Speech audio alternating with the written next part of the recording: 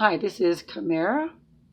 My first few minutes with God. Day number 231, 2 Kings chapter 24 through 25, 2 Chronicles chapter 36. After Josiah passed, he was the king of Judah, honorable man of God. His son Jehoahaz began to reign at the age of 23. He only reigned for 3 months. Then King Necho of Egypt, he stepped in and deposed him. Placed his brother, another one of Josiah's sons, Eliakim, in position, renamed him to Jehoiakim. So you'll see where there are a couple kings after that who just did evil in the sight of the Lord. 11 years, Jehoiakim, and then after him, his son, Jehoiakim, he reigned. They did evil in the sight of the Lord. God even sent a band of raiders in there, but eventually Babylon was the one who took down Judah and Jerusalem. He placed Zedekiah, who is also a son of Josiah, in position after the previous 2 kings, after he put them bound them and put them in Babylon. He put Zedekiah in position. Zedekiah, he reigned for 11 years. He became king at 21, and he eventually rebelled as well. During all this time, Babylon has been raiding Jerusalem, stripping the treasures from the temple of God, from the royal palace. They've taken people into captivity, in exile in Babylon. They took all the commanders, the best of the soldiers, the craftsmen, artisans, like 10,000 people. This is the crazy part. When Zedekiah was king, and he rebelled against Nebuchadnezzar, he also rebelled against God.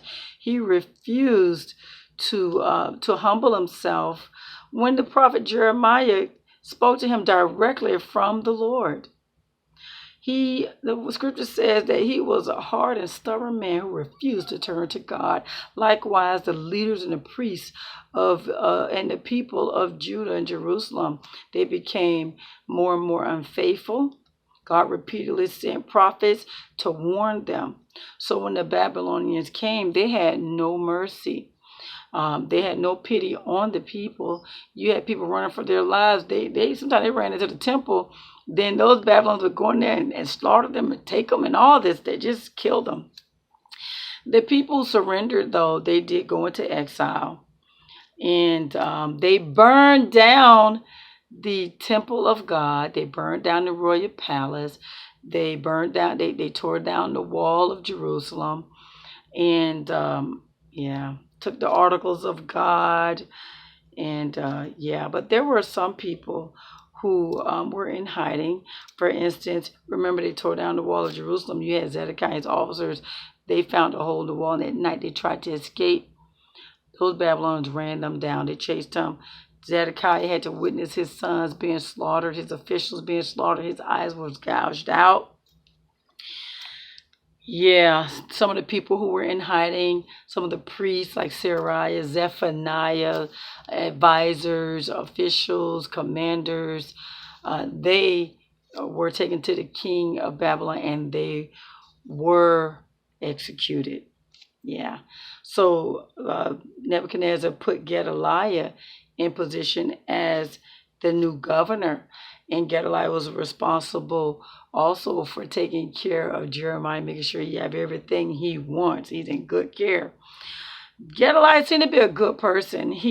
Some of the commanders of Judah had returned to, the ones who had escaped, they had returned to Judah. And one of them, Johanan, had warned Gedaliah that Ishmael was going to assassinate him. Gedaliah didn't believe him.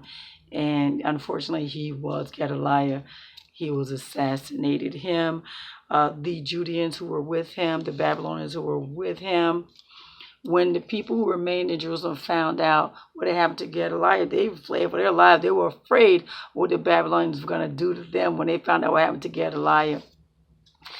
So fast forward, 37 years later, scripture shows us that, remember, Jehoiakim, who was placed He was one of the kings of Judah who was only in there for like 3 months. He was one of the ones who were bound and put in the Babylonian prison. 37 years later, the new king of Babylon, evil Merodach, he released Jehoiakim. He was very kind to Jehoiakim, gave him new clothes and all, and allowed him to eat at the king's table, gave him freedom to the king's pantry, and to the end of his life. He also placed him in a higher place than the other kings who were exiled in Babylon.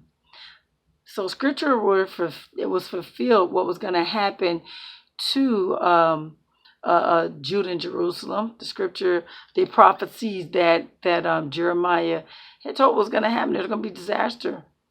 You're going to be placed in the hands of Babylon, and Judah was going and Jerusalem was going to be destroyed, and it was fulfilled.